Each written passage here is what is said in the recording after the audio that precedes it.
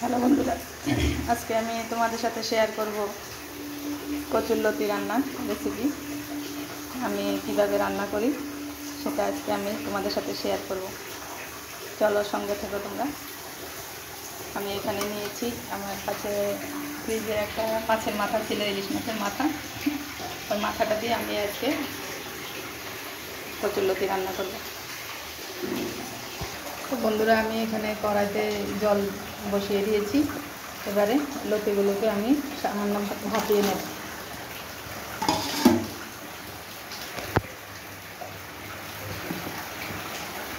একটু নুন দিয়ে দেবো।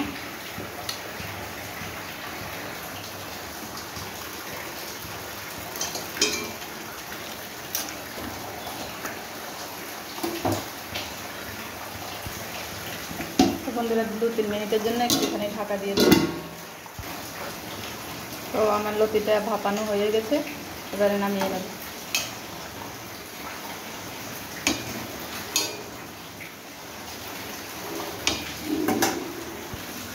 তো আমি কড়াইতে তেল দিয়ে দিয়েছি, এবারে মাথাটা রেখে দেবো।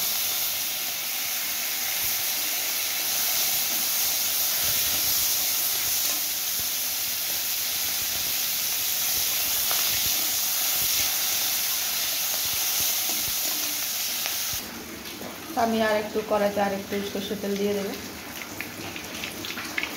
এবারে আমি দিয়ে দেবো কালো জিরে, 2টো শুকনো লঙ্কা,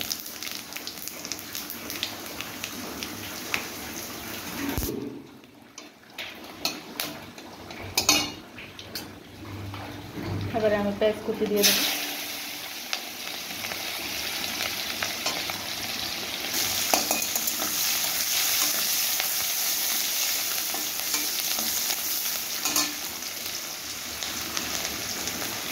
এবারে আমি এখানে রসুন থেতো করে রেখেছি, ওই রসুনটাকে দিয়ে দেবো।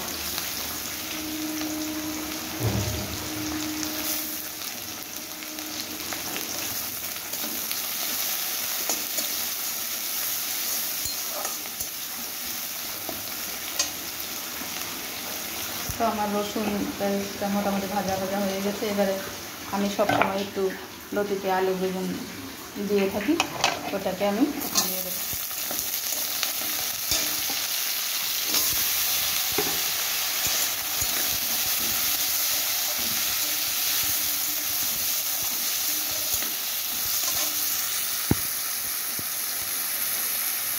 দিয়ে দেবো একটু লঙ্কার গুঁড়ো।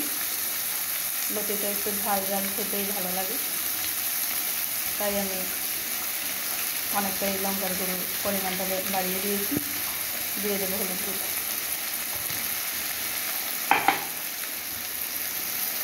তারপর দিয়ে দেবো নুন।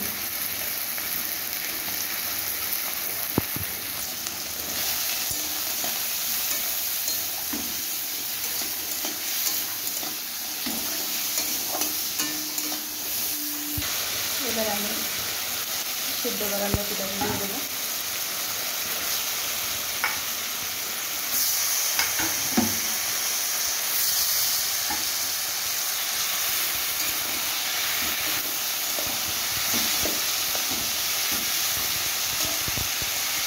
মাথাটা ভেজে রেখেছি, মাথাটাকে দিয়ে দিচ্ছি।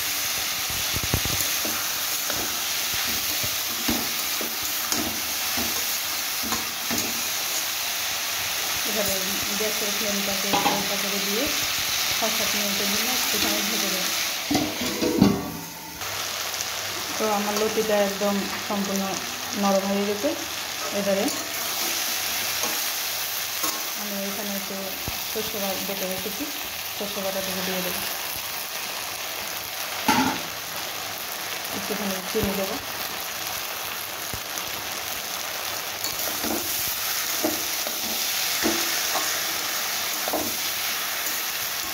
সরষে বাটাটা দিয়ে 1-1.5 মিনিট একটু নাড়াচাড়া করে তারপর নামিয়ে নেব।